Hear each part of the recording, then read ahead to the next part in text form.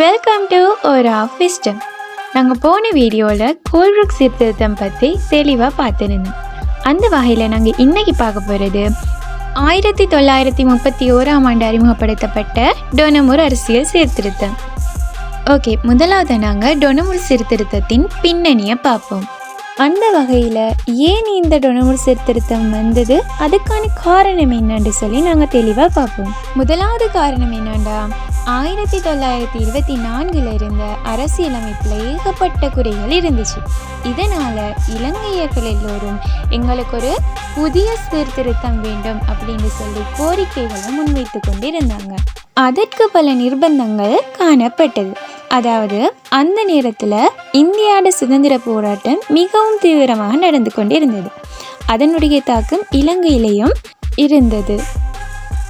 அடுத்ததாக பார்த்தோம்னா, இலங்கையில் தொழிற்சங்கங்கள் வேகமாக வளர ஆரம்பித்தது. அதே நேரம் பிரித்தானிய தொழிற்கட்சி ஆட்சிக்கு வந்தமை போன்ற காரணிகள் மூலம்தான் இந்த சீர்திருத்தத்தை மாற்ற வேண்டும் என்று அறிந்து கொண்ட தேசாதிபதி இது சம்பந்தமான சிபாரிசுகளை முன்வைக்கும்படி பிரித்தானிய அரசாங்கத்திடம் கேட்டுக்கொள்கிறாரு. இதன்படிதான் 1927 11ஆம் மாதம் 13ஆம் திகதி டொனமூர் குழு இலங்கையை வந்தடைகிறாங்க. இவர்கள் இலங்கையில் சுமார் ஒரு வருட காலம் தங்கியிருந்து பல மக்களையும் மக்கள் குழுக்களையும் சங்கங்களையும் அந்த காலத்தில் இருந்த அரசியல் அங்கத்தவர்களையும் சந்தித்து பேசி ஒரு அறிக்கை ஒன்றை தயாரிக்கிறாங்க. இதன் மூலம் அறிமுகப்படுத்தப்பட்டதுதான் இந்த டொனமூர் அரசியல் சீர்திருத்தம். அந்த வகையில் இந்த டொனமூர் சீர்திருத்தத்தின் முக்கிய அம்சங்கள் 8 காணப்படுது. நாங்கள் இன்றைக்கி இந்த வீடியோவில் அரசாங்க சபை மற்றும் சர்வசன வாக்குரிமை பற்றி தெளிவாக பார்ப்போம். மற்ற அம்சங்கள் பற்றி அடுத்தடுத்த வீடியோக்களில் விளக்கமாக பார்ப்போம். இப்போ நாம் இந்த சீர்திருத்தத்திடம் மிக முதன்மையான அம்சமான அரசாங்க சபை பற்றி பார்ப்போம். அந்த வகையில் இதன் பதவிக்காலம் 5 வருடங்களாக காணப்படுது. இந்த அரசாங்க சபையில் மொத்தம் 61 உறுப்பினர்கள் இருந்தாங்க. அதில் 50 பேர் சர்வசன வாக்குரிமை மூலமாக மக்கள் தேர்தல் வைத்து வாக்குரிமை மூலம் தேர்ந்தெடுக்கப்பட்டார்கள். 8 பேர் சிறுபான்மையினரின் உரிமைகளை பாதுகாக்கிறதுக்காக தேசாதிபதி மூலமாக நேரடியாக நியமிக்கப்பட்டார்கள். அப்படி நியமிக்கப்பட்டவர்கள் யார் யாருன்னு பார்த்தோம்னா, ஐரோப்பியர் 4, பரங்கியர் 2, மலே இனத்தவர் 1, இந்திய வகுப்பை சேர்ந்தவர் 1 என மொத்தமாக 8 பேர் நியமிக்கப்பட்டனர். அடுத்ததாக 3 காரியதரிசிகளும் நியமிக்கப்படுறாங்க. அதாவது பிரதம காரியதரிசி, சட்ட காரியதரிசி, நிதி காரியதரிசி என்று 3 காரியதரிசிகள் நியமிக்கப்பட்டனர். அந்த வகையில் மொத்தம் 61 உறுப்பினர்களை கொண்டதாக இந்த அரசாங்க சபை காணப்பட்டது. இந்த அரசாங்க சபையோட பிரதான அதிகாரம் சட்டங்களை ஆக்குறது. அதில் இந்த நாட்டுக்கு தேவையான சட்டங்களை ஆக்கக்கூடிய அதிகாரங்கள் அரசாங்க சபைக்கு காணப்பட்டது. ஆனால் அரசாங்க சபை நினைத்தபடி சட்டங்களை ஆக்கும் அதிகாரத்தை பிரித்தானியர்கள் வழங்கவில்லை. இதனால் நாங்கள் அரசாங்க சபை சட்டங்களை இயற்றத்துக்கு பூரண சுதந்திரம் கொண்ட ஒரு சபைன்னு சொல்லி கூற முடியாது. அந்த வகையில் இந்த அரசாங்க சபை சட்டங்களை ஆக்கும் போது பல தடைகள் காணப்பட்டது. அவ்வாறான தடைகளை நாங்கள் பார்த்தோம்னா, முதலாவது அரசாங்க சபை சட்டம் இயற்றினாலும் அதுக்கு தேசாதிபதி சம்மதம் அளித்து கையெழுத்திட்டாதான் அது சட்டமாக மாறும். 2வது தடை என்னண்டா, அவசர கால நிலையின் போது தேசாதிபதி எல்லா அதிகாரத்தையும் தன்வசம் எடுத்துக்கொள்வார். அடுத்த தடை என்னண்டா, தேசாதிபதியோட அனுமதி இல்லாமல் சட்டங்களை இயற்ற முடியாது. அடுத்து முக்கிய தடை என்னன்னு சொன்னால், பிரித்தானிய அரசாங்கத்துக்கு எதிராகவோ அல்லது டொனமூர் திட்டத்துக்கு எதிராகவோ எந்த ஒரு சட்டத்தையும் அரசாங்க சபையினால் கொண்டு வர முடியாது. சுருக்கமாக சொன்னோம்டா, சட்டம் இயற்ற அதிகாரம் அரசாங்க சபைக்கு இருந்தாலும் ரிமோட் கண்ட்ரோல் யார்கிட்ட இருந்துச்சு, தேசாதிபதி கிட்ட தான் இருந்தது. அப்போ தேசாதிபதியோட அனுமதி இல்லாமல் அரசாங்க சபையில் சட்டங்களை இயற்ற முடியாது. அடுத்ததாக நாங்கள் இந்த அரசாங்க சபையோட நன்மைகள் மற்றும் குறைபாடுகளை பார்ப்போம். அந்த வகையில் நாங்கள் முதலாவது நன்மைகள் பார்த்தோம்னா, முன்னர் காணப்பட்ட சட்டசபைகளை விட இந்த அரசாங்க சபை இறைமை படைத்த ஒன்றாக காணப்பட்டது. அடுத்ததா சபையோட நடவடிக்கைகள் சபாநாயகரோட கட்டுப்பாட்டுக்குள் இருந்தது. அடுத்த நன்மை என்னன்னா, உறுப்பினர்கள் சுதந்திரமாக செயல்பட முடிந்தமை முக்கிய ஒரு விடயம். இறுதியாக பார்த்தோம்னா, அரசியல் ரீதியான கொள்கைகளை செயற்படுத்துறதுக்கு தலைவர்களுக்கு நல்லதொரு பயிற்சியாகவும் அனுபவமாகவும் இது அமைந்தது. அடுத்ததாக நாங்கள் குறைபாடுகள் பார்ப்போம். அதாவது முஸ்லிம் மற்றும் இந்திய வம்சாவளியினர் போன்ற சிறுபான்மையினருக்கு அவங்களுடைய விகிதாசாரத்துக்கு ஏற்ற பிரதிநிதித்துவம் கிடைக்கவில்லை. அது பாரிய ஒரு குறைபாடாக காணப்பட்டது.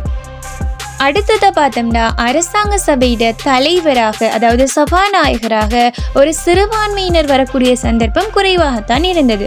இருந்தாலும் விதிவிலக்காக 1936 சேர் வைத்திலிங்கம் துரைசாமி அவர்கள் சபாநாயகராக தெரிவு செய்யப்பட்டார். அடுத்து முக்கியமான குறைபாடு என்னன்னா டொனமுர் அரசியல் திட்டத்துக்கு எதிராகவும் பிரித்தானிய அரசாங்க நடவடிக்கைக்கு எதிராகவும் சட்டங்களை ஆக்கக்கூடிய அதிகாரம் அரசாங்க சபைக்கு காணப்படல. இது ஒரு முக்கிய குறைபாடாக இருந்தது. ஓகே, அடுத்தது நாம டொனமுர் சீர்திருத்தத்தின் முக்கிய அம்சமான சர்வசன வாக்குரிமை பத்தி பார்ப்போம். முதலாவது நாம சர்வசன வாக்குரிமைன்னா என்னன்னு பார்ப்போம். அதாவது 21 வயதை அடைந்த இலங்கை மக்கள் அனைவரும் சாதி, மதம், மொழி, ஆண், பெண் என்ற எந்த வேறுபாடும் இல்லாமல் வாக்களிக்கிற உரிமை தந்ததுதான் இந்த சர்வசன வாக்குரிமை. அந்த வகையில் பிரித்தானிய குடியேற்ற நாடுகளில் இலங்கைக்கு தான் முதல்ல இந்த சர்வசன வாக்குரிமை வழங்கப்பட்டது. ஓகே, அடுத்ததான் நாங்கள் இந்த டொனமர் குழு ஏன் திடீர்னு இலங்கைக்கு இந்த வாக்குரிமையை கொடுத்ததுன்றதை பார்ப்போம். அதுக்கு சில காரணங்கள் காணப்பட்டது. அதாவது முன்னர் படித்தவர்கள் மட்டும்தான் வாக்குரிமை வழங்குற உரிமை காணப்பட்டது. ஆனால் இது ஒரு தவறான முறை. மக்கள் எல்லோரும் பொறுப்புணர்வோடு ஆட்சியில் பங்கேற்கணும்னு சொல்லி டொனமர் குழு நினைத்தாங்க. இரண்டாவது காரணம் என்னண்டா ஏழை மக்களையும் அரசியல் ரீதியாக பலப்படுத்தி அவங்களோட நிலைமையையும் உயர்த்துறதுக்கு இது உதவும்னு சொல்லி நம்பினாங்க. அடுத்த காரணம் என்னண்டா கிராமங்களுக்கும் நகரங்களுக்கும் இடையிலான சமமற்ற அபிவிருத்தியை இல்லாமாக்கணும்னு சொல்லி நினைச்சாங்க. அடுத்ததாக இந்த பணக்காரர்கள் அதாவது உயர்குலாம் வகுப்பினரின் சில்லோரி அரசியல் உரிமைகளை இல்லாதொழிக்க வேண்டும் என்ற எண்ணம் காணப்பட்டது. அடுத்த ஒரு முக்கியமான காரணம் என்னண்டா அந்த நேரத்தில் பிரித்தானிய தொழிற்கட்சி ஆட்சியில் இருந்துச்சு. இதனால் அவங்க இந்த சர்வசன வாக்குரிமையை மிகவும் ஆதரித்தாங்க. இது போன்ற காரணங்களால தான் சர்வசன வாக்குரிமை அறிமுகப்படுத்தப்பட்டது. அடுத்ததாக நாங்கள் இந்த சர்வசன வாக்குரிமையின் விளைவுகளை பார்ப்போம். முதலாவது பார்த்தோம்னு சொன்னால் சர்வசன வாக்குரிமையை மையமாக வைத்து வாக்காளர்கள் ஒழுங்குபடுத்துறதுக்காக அரசியல் கட்சிகள் உருவாக்கம் பெற்றது. உதாரணமாக லங்கா சமசமாஜ கட்சி 1935 உருவாக்கப்பட்டது. அதுபோல் இலங்கை கம்யூனிஸ்ட் கட்சி 1943 உருவாக்கப்பட்டது. அடுத்ததாக மக்களோட பலம் அதிகரிச்சிச்சு. அதாவது சாதாரண மக்களுக்கு தங்களுடைய அரசியல் பலம் என்னன்னு சொல்லி புரிய ஆரம்பிக்குது. அதாவது இப்போ அரசியல்வாதிகள் ஓட் கேட்டு வர்ற நேரம் மக்கள் அவங்கள்ட்ட கேள்வி கேட்க தொடங்குறாங்க. அடுத்ததா இந்த சர்வசன வாக்குரிமையோட ஆக சிறந்த நன்மை என்னண்டா மக்கள் நலன் பெண் நடவடிக்கைகள் தான். ஏண்டா சாதாரண மக்களும் வாக்குரிமை வழங்க ஆரம்பிக்கிறாங்க. இதனால அரசாங்கம் அவங்களுக்காக பல திட்டங்களை கொண்டு வர வேண்டிய ஒரு கட்டாயம் ஏற்பட்டது. அதாவது இலவச கல்வி அறிமுகம், இலவச மருத்துவம், விவசாயம் மற்றும் உணவு மானியங்கள், விவசாய குடியேற்ற திட்டங்கள், அடுத்தது தாய்மொழி போதன மொழியாக்கப்பட்டமை போன்ற பல மக்கள் நலன் பெண் நடவடிக்கைகள் முன்னெடுக்கப்பட்டது. அது மட்டும் இல்லாமல் தொழிலாளர்களோட நலனுக்காக 1934 தொழிலாளர் நட்டஈட்டு கட்டளை சட்டம் மற்றும் 1941 சம்பள கட்டளை சட்டம் போன்ற சட்டங்களும் கொண்டு வரப்பட்டது.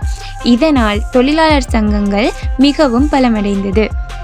சுருக்கமாக சொன்னால் இந்த சர்வசன வாக்குரிமை தான் இலங்கையில் சாதி முறைகளையும் பிற்போக்குத்தனங்களையும் ஒழித்து ஒரு பெரிய சமூக மாற்றத்தை வேகமாக கொண்டு வர உதவியது என்று கூறலாம். ஓகே, நாங்கள் இன்றைக்கி இந்த வீடியோவில் பார்த்த டொனமுர் சீர்திருத்தத்தின் பின்னணி மற்றும் டொனமுர் சீர்திருத்தத்தின் முக்கிய அம்சங்களான அரசாங்க சபை மற்றும் சர்வசன வாக்குரிமை உங்களுக்கு தெளிவாக விளங்கியிருக்கும்னு சொல்லி நம்புகிறேன். டொனமுர் சீர்திருத்தத்தின் ஏனைய பிரதான அம்சங்களை நாங்கள் அடுத்த வீடியோக்களில் பார்ப்போம். ஓகே, இந்த வீடியோ உங்களுக்கு பயனுள்ளதாக இருந்தால் மறக்காமல் லைக் பண்ணுங்கள். அதோட உங்களோட ஃப்ரெண்ட்ஸுக்கும் ஷேர் பண்ணுங்கள். இது போன்ற பயனுள்ள வீடியோக்களை தொடர்ந்து பெற்றுக்கொள்ள எங்களுடைய சேனலை மறக்காமல் சப்ஸ்கிரைப் பண்ணிக்கோங்க. Thank you all.